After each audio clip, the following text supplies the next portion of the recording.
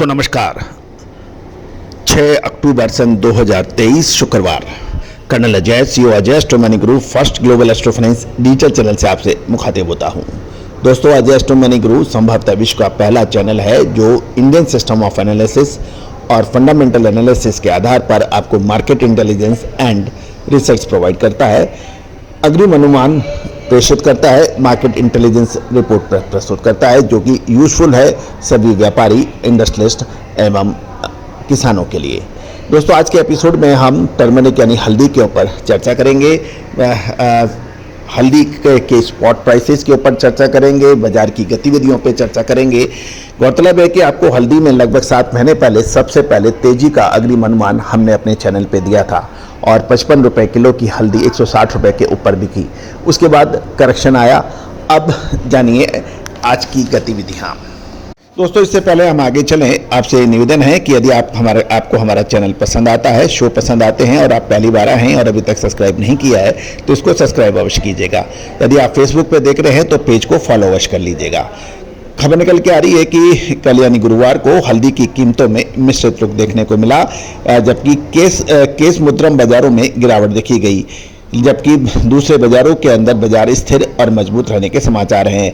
केसद्रुम में व्यापारिक गतिविधियां कम होने के कारण कीमतों में मामूली गिरावट थी, और लेकिन इसका प्रमुख कारण था कि केसद्रुम व्यापार सेंटर में हल्दी की आवक बिल्कुल नगण्य थी और बहुत कम संख्या में व्यापारियों ने ट्रेडिंग में हिस्सा लिया, जिसके कारण मामूली गिरावट देखी गई।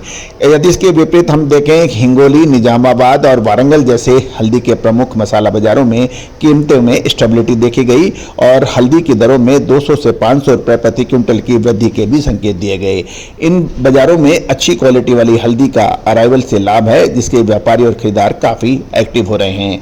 अधिकांश बाजार खुले होने के बावजूद अराइवल बहुत कम हो रही है, क्योंकि किसान और स्टॉकिस्ट मौजूदा कीमतों पर अपनी हल्दी बेचने में अब हिचकिचाहट दिखा रहे हैं और वो तेजी का इंतजार कर रहे हैं।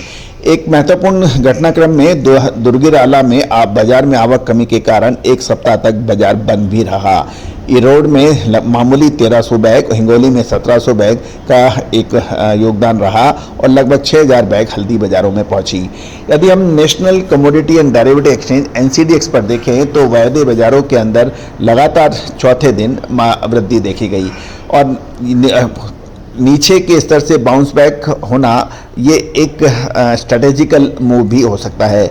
विशेष रूप से यदि हम देखें, अक्टूबर फ्यूचर के लिए NCDX वायदे की कीमत में 2.7% की वृद्धि हुई और दिसंबर कॉन्ट्रैक्ट में 3.5% की वृद्धि हुई और अप्रैल के कॉन्ट्रैक्ट में ऊपरी सर्किट पर पहुंचा। तो ये एक स्ट्रेटेजिकल ट्रेडिंग एक्टिविटीज़ की संभावना दिखाई दे रही है, क्योंकि 2.7%, 3.5% और अप्रैल के अंदर अपर सर्किट पर, तो इसका मतलब बिल्कुल क्लियर इंडिकेशन है कि आवक और अच्छी क्वालिटी वाली हल्दी की कमी वायदा बाजारों को कीमतों में तेजी का सपोर्ट हो रहा है और बाजार में कम अराइवल भी एक इसका अनुमान दिया जा रहा है। दोस्तों, कुछ बाजार इंटेलिजेंस से ये भी फर्क पता लग रहा है कि कुछ स्टॉकिस्ट अक्टूबर वायदा अनुबंधों की समाप्ति पर डिलीवरी लेने का ऑप्शन भी चुन सकते हैं। ये गिरती हुई अराइवल और अच्छी क्वालिटी वाली हल्दी की कमी के मौजूदा फैक्टर्स के साथ मिलकर यह भी बता रहा है कि अक्टूबर की समाप्ति तिथि के बाद वायदा की कीमतों में एक मूवमेंट होने की संभावना बन सकती है।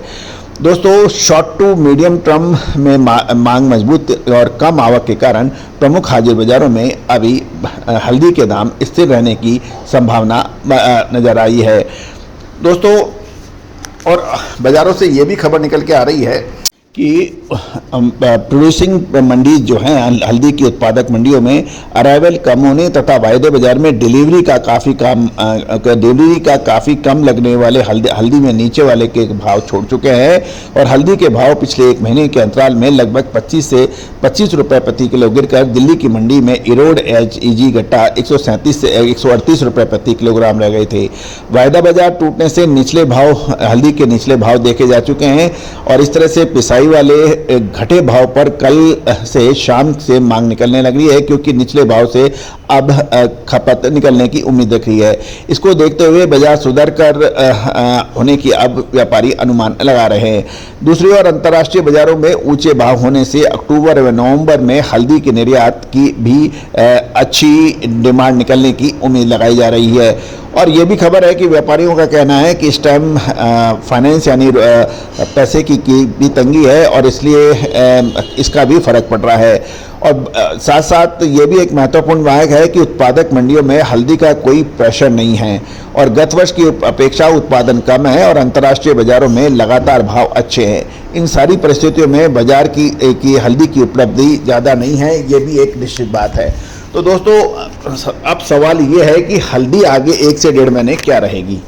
गौरतलब है कि जब पिछले लगभग 4 से 5 सालों से हल्दी के भाव में लगातार गिरावट हुई थी और उसकी वजह से किसानों ने लगातार हल्दी की पैदावार करने में रुचि घटाई, लगातार इसके रकबे में भी घटत हुई और काफ़ी कैरी फॉरवर्ड स्टॉक काफ़ी रहा। और यदि हम साल 2023 की शुरुआत में देखें तो कुछ व्यापारी को ये भी कहना है कि इतना कैरी फॉरवर्ड स्टॉक गोदामों में पड़ा है कि व्यापारी थक चुके हैं।